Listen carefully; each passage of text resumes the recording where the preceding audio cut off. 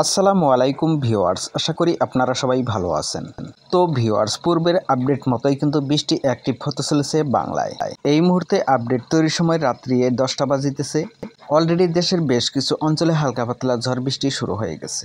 এছাড়াও সকাল থেকে দেশের বেশ কিছু অঞ্চলে বৃষ্টি শুরু হয়েছে, ঠিক পূর্বের আপডেটে যেরকমটা বলেছিলাম। এবার আগামী দিনে মাঝারি থেকে ভারী বৃষ্টির সম্ভাবনা রয়েছে। বিস্তারিত দেখে নেব এই ভিডিও থেকে। প্রথমেই দেখে নেব এই মুহূর্তের পরিস্থিতি। এই মুহূর্তে চট্টগ্রাম বিভাগের বেশিরভাগ অঞ্চল মেঘাচ্ছন্ন রয়েছে, যদিও সামান্য কিছু অঞ্চল পরিষ্কার রয়েছে, যার কারণে বেশ কিছু অঞ্চলে হালকা পাতলা বৃষ্টি শুরু হয়েছে। বরিশালের বেশ কিছু অঞ্চল মেঘাচ্ছন্ন রয়েছে।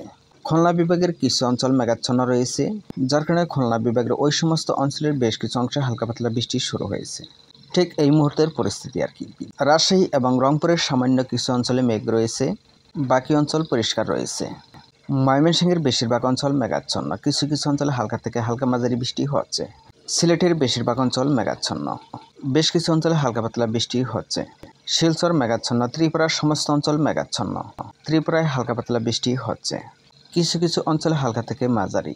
চলে এলাম পশ্চিমবঙ্গে। পশ্চিমবঙ্গের উপকূল অঞ্চল হতে প্রায় মধ্য অঞ্চল পর্যন্ত মেঘ রয়েছে।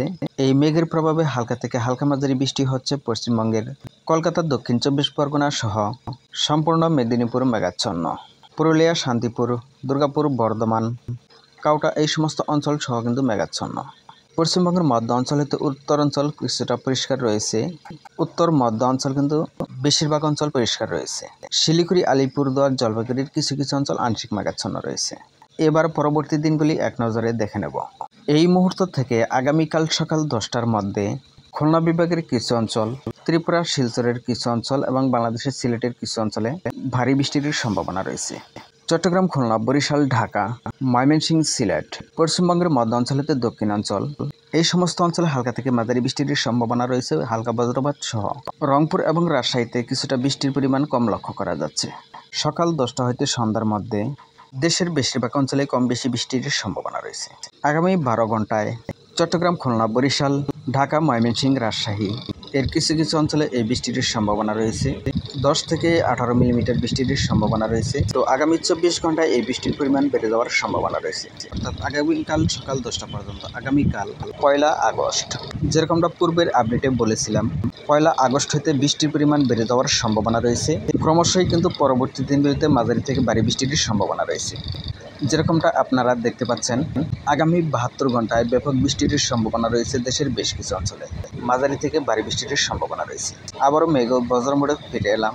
2 তারিখে কিন্তু 2রা আগস্টে মাঝারি থেকে ভারী বৃষ্টির সম্ভাবনা রয়েছে দেশের বেশিরভাগ অঞ্চলে। বাকি অঞ্চলে হালকা থেকে মাঝারি বৃষ্টির সম্ভাবনা রয়েছে। 3 তারিখেও কিন্তু মাঝারি থেকে ভারী বৃষ্টির সম্ভাবনা রয়েছে দেশের বিভিন্ন অঞ্চলে। তো ভিউয়ার্স, সকালের দিকে একটি আপডেট তৈরি করেছিলাম, যে কোনো সমস্যার জন্য আপলোড করতে পারিনি। তো ভিউয়ার্স, ভিডিওটি তথ্যবহুল মনে হলে লাইক দিয়ে উৎসাহ দিবেন, আর আপনি চ্যানেলে নতুন হলে প্রতি মুহূর্তের আপডেট পেতে সাবস্ক্রাইব করে অল নোটিফিকেশন অন করে দিবেন। এতক্ষণ পাশে থাকার জন্য ধন্যবাদ। আসসালামু আলাইকুম ওয়া রাহমাতুল্লাহ।